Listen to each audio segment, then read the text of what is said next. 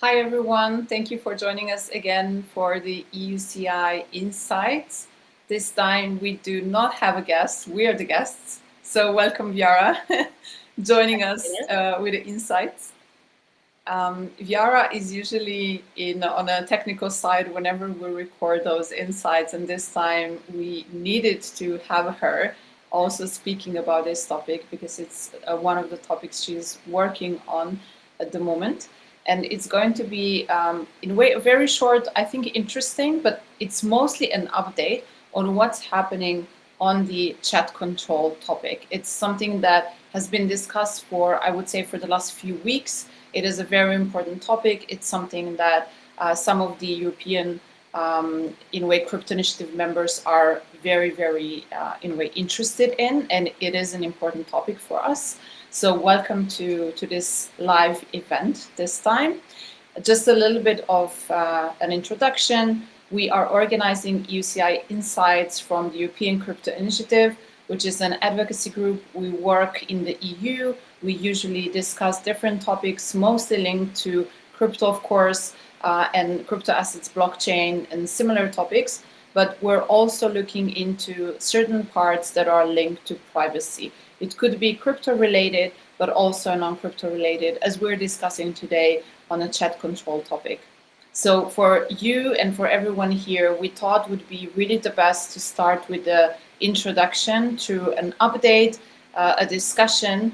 It's sometimes really hard to write about those things and have the focus to basically read everything about what's going on, what are the updates, how the whole process of the EU legislative process actually works. So we're going to cover this today, give you an update on what's happening. We're also going to deep dive just a little bit into how the whole EU legislative process works, because it is very important to understand how some actions will, in a way, at the end of the day, affect the result. And we're also going to go into the description of like some of the arguments that we thought are important for this topic. We have been researching, doing a lot of work on our position papers together with other associations as well. And this paper that we wrote is really something that we want to share with you today, mostly around argumentation and some research that we have done on that specific topic. So I'll just give it to Vyara if you want to add something for the intro, and then we can just start with the presentation. We have also slides for you today, so it's going to be a little bit more comprehensive as well. Yes, thank you, Marina. The only thing that I want to share, as I'm also behind the technical screen today, on screen and behind the screen, is that you can ask your questions in the Q&A. There will be a Q&A basically, and you can ask the questions by commenting under this live stream, either on X or on LinkedIn, depending on where you're watching it. So we want to make it more interactive, so feel free to just ask your questions and we'll respond. And with that being said, I think we can jump straight to the presentation, Marina. What do you say? Yeah, that works great. So again, in a way, why we think this is important, I would say that it's really touching the life of every European Union citizen.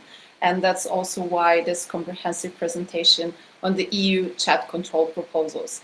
So you'll see in the next slides that basically that is a nickname for, in a way, regulation that we're looking into, that it's something that we have been, in a way, following for some time. But why this timing right now is important is because we are discussing or addressing and following what's going on within the Council. So in the first slide of this presentation, you will see that we have, in a way, just try to define what, in a way, the topic, the problem is. The discussions that we are, in a way, sharing with you today is mostly about the EU Commission proposal. This is usually how almost all the proposals starts in Europe. The EU Commission writes a proposal and then it's discussed over different periods of time within different institutions. And that one specifically is about the regulation to prevent and combat child sexual abuse, or the CSA a regulation. So we just call it chat control. So today, I think we're mostly going to call it chat control for you to understand what it is about. And it's about a very, very important topic. Of course, how to protect children online is something that I think everyone is worried about. Is something that we really need to take into consideration and make sure that this approach is taken seriously, and we do everything to basically combat that. And another topic that we wanted to discuss that is linked to that is how this is done and how this is described as best approach to do that within this regulation. So first we'll dive in a little bit into history, and then we'll go into the specific arguments and what the regulation basically said. But it started a pretty long time ago, I would say. In May 2022, the European Commission proposed the first draft, and that's where the whole process starts.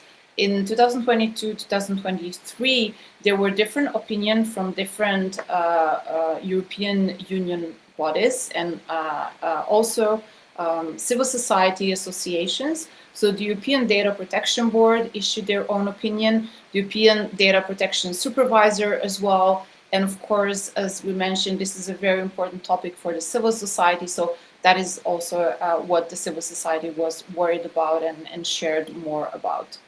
In 2023 to 2024, the Parliament worked on the draft.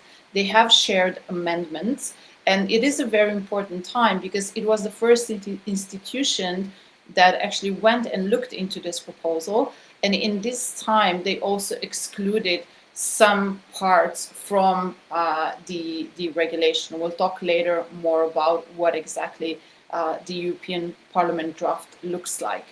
And then the last stage of the process is happening right now, last year and this year, 2024, 2025, with the Council negotiations. So the Council is basically representative of all the member states. You have probably seen online, if this is a topic that you're interested in, what are the opinions from different member states? So are they, basically against this specific proposal, the draft, or do they have any comments? Are they pro, etc.? So this is why the discussion among member states is important, because now the discussion is within the Council. So within different councils, as you know, we have presidencies every 6 months. One specific country government leads the presidency of the European Union. And in this case, in the last few years, in the last 2 years, there's been different presidencies that brought this topic up. And somehow the Council could not agree on a draft.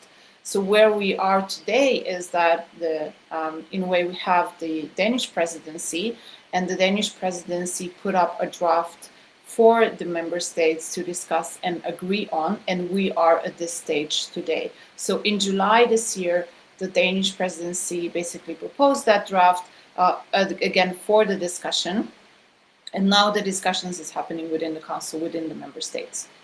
So why this is important, we want to jump straight into the part where we discuss a little bit more on how the European legislative process actually works. It is pretty important because when we discuss with people that are interested in the topic, we mention member states, but then they bring up the European Parliament, and so there's quite a lot of confusion. It is important to at least know that in this part of the process, the European Commission draft and the European Parliament draft have been finalized. So really the Parliament is not the one that is in a way actively working on that at the moment on the draft, but what we need to in a way focus on or follow are really the opinions of the member states within the Council. So just very briefly, the European legislative process usually works in a way where, as I mentioned, the European Commission first shares a draft of the specific regulation or directive, and then it goes into the Parliament and the Council. Both institutions have to draft their own version of the regulation or directive. So they're not starting from scratch. They're just like sharing amendments, looking into what are the parts that they agree on, what are the parts they disagree with, and then they will just share their own version of the draft. They're like all together act as co-legislators. And so within those processes, that can take some time.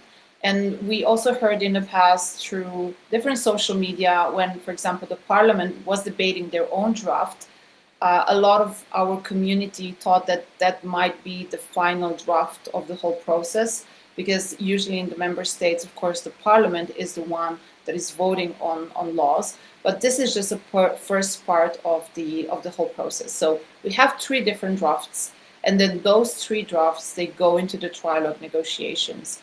Those start when all three drafts are finalized, and then three institutions discuss together which draft is the best one.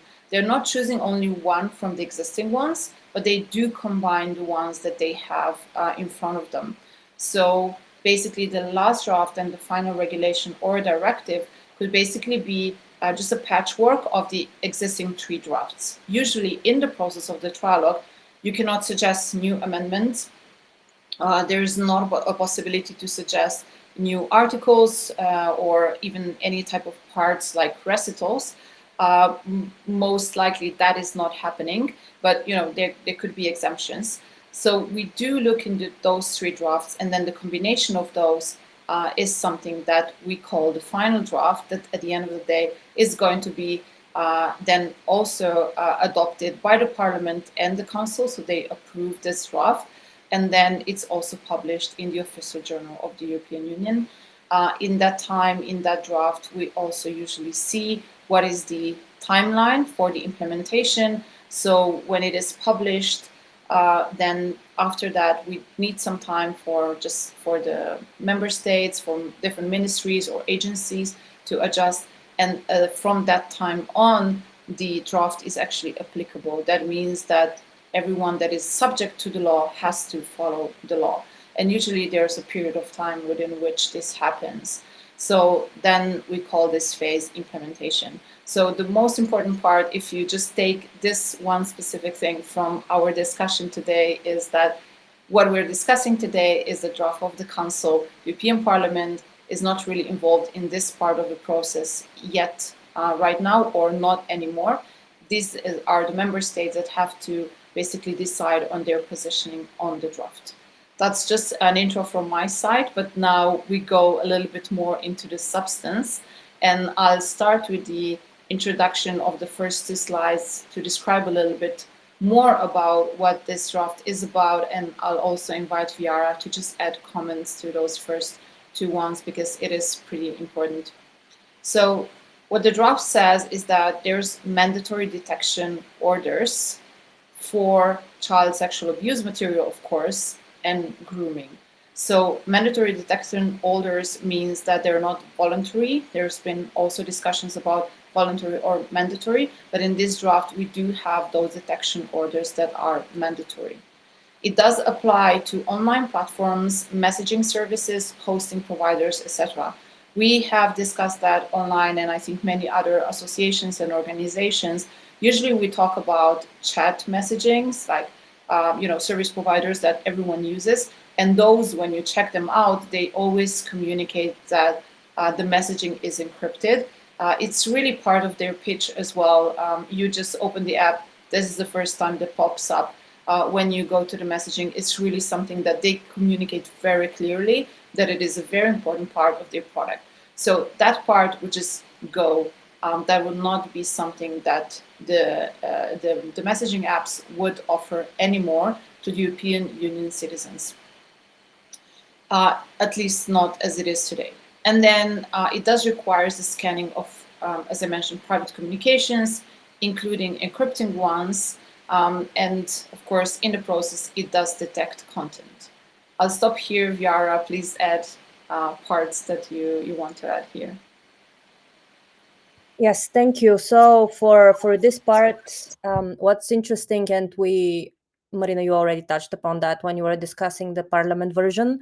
What's interesting is that even though currently the Parliament version appears to be less invasive by saying, yeah, end-to-end encryption should not be broken when it comes to messages, there is still this proposal of scanning on the device level even before encryption, which makes the limitation and kind of the exemption and of encrypted messages not so meaningful if you are actually able to scan the device even before encryption.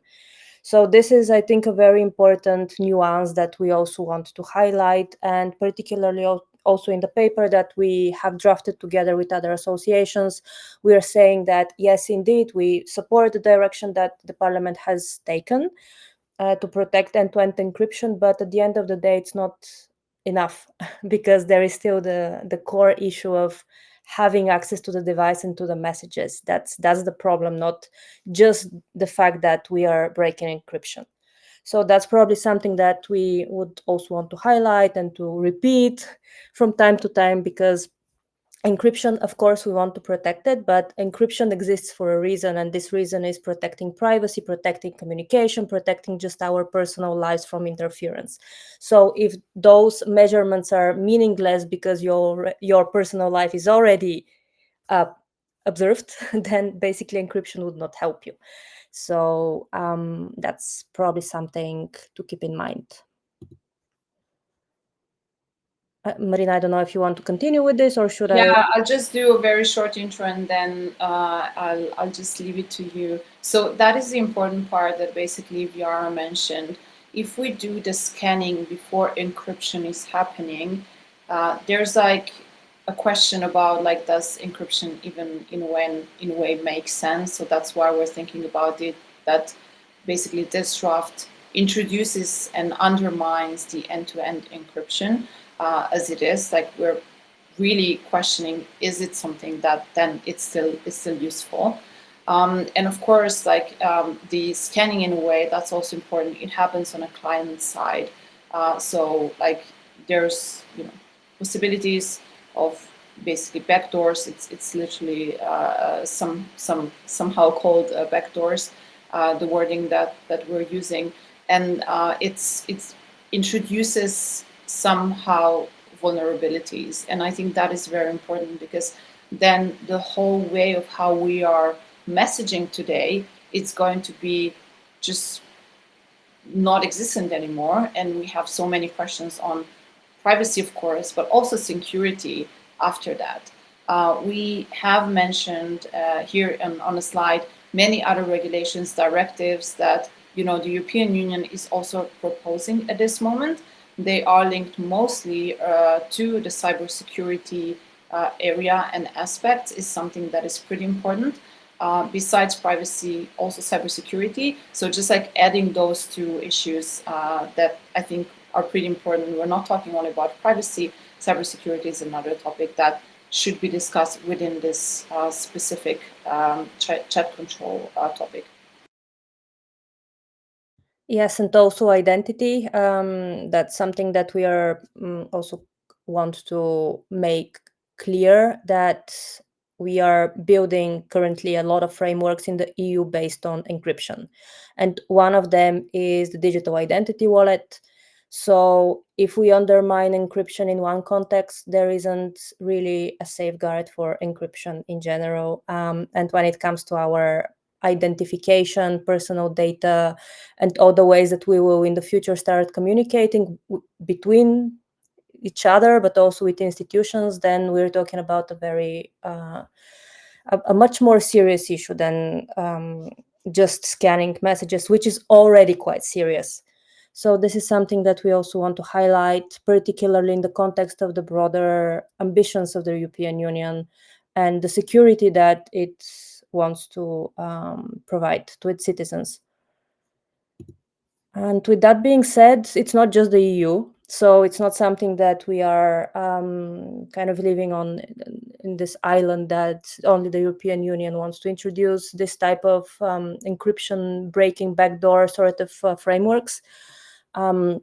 There is currently quite a big discussion in the UK around similar topics. There has been also quite a lot of findings. There are even academia institutions that keep producing findings around that topic and around the impossibility of something like that, a framework like that, to coexist with the existing legal frameworks and what is considered to be personal rights and what is considered to be a good enough level of security. So a lot of experts and also service providers have been actively calling against this Online Safety Act that is in place in the UK. The US has tried to introduce somewhat similar provisions. Australia also made the news with all those new requirements around age verification.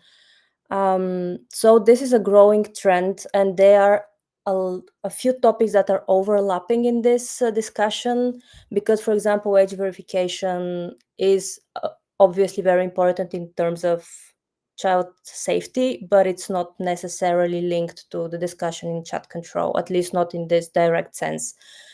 So there is also this confusion that just bundles all those topics that are around, that take into account child safety online, into one big mix that does not necessarily always go together or should be dealt with in the same fashion, which is also why in our solution, basically in our proposal, we are calling for some solutions that are also encryption based, like privacy enhancing technologies that would benefit the age verification processes.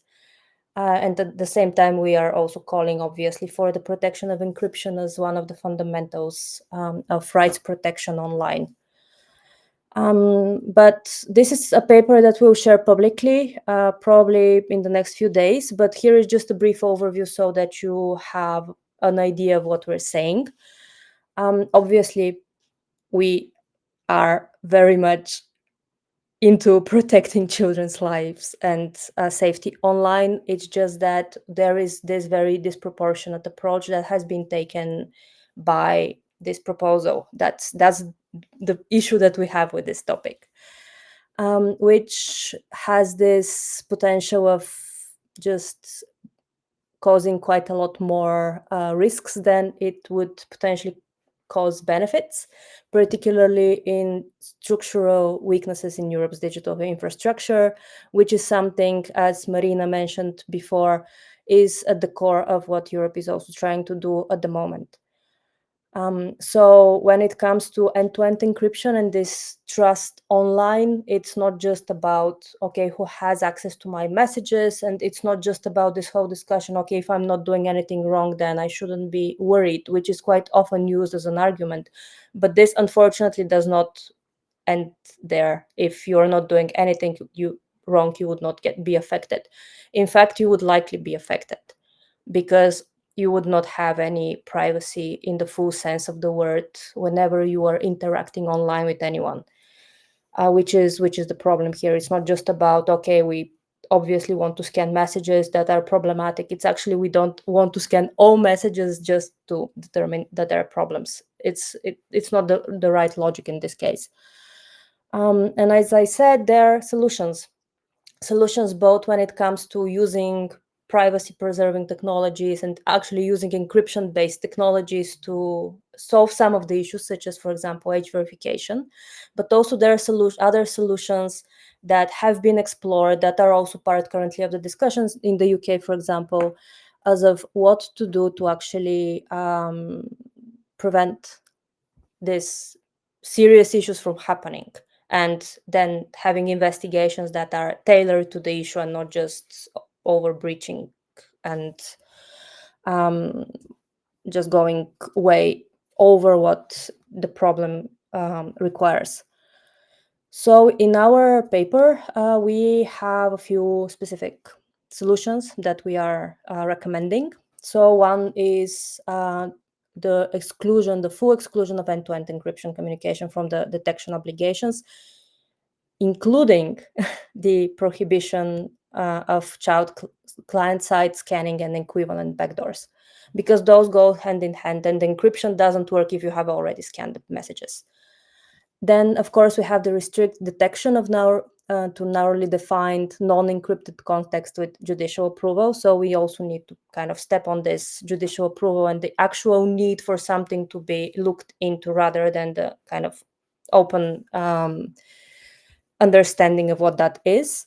the alignment, better alignment with the cybersecurity and digital identity and privacy frameworks that are already in place in Europe and that are quite fundamental for what we are and what we are trying to be in terms of competitiveness and local infrastructure building. And the use of privacy enhancing technologies first approach for age verification, which is something that we have been calling before in various other consultations and various other responses and contexts. But still, it's something that we also want to point out here as a possible solution, because it also highlights the importance of encryption in practice, practical encryption, and as a solution to issues rather than just something that is considered a problem. So here we go back to the slide where we explain the process so that you have this in your mind when I jump to the next slide, which is basically what's next. And as Marina mentioned, now things are past the Commission and the Parliament level, and we are at the Council level. And there is a very important date coming up very soon, on the 12th of September. There's going to be an internal council meeting with a target between the representatives from the different member states, and which is to lock a national position in working groups on basically what their final proposal would be. And you might have seen there have been discussions on specific member states saying, yeah, this member state is opposing, this one is agreeing with this proposal. So it's very important to also keep track, if you're European, keep track what your member state thinks about that, because you can also use some ways to raise awareness around that and maybe even try to change that position. Because currently more countries are pro rather than against this proposal, unfortunately. And then we have the so-called general approach. This is Brussels speak for when the council votes for its final version. And then we start with the trilogues that Marina already explained quite nicely. Is the three institutions that are basically trying to reach the Parliament and the Council, with the Commission also in place, trying to reach the final conclusion that is very often a compromise between the three initially proposed versions.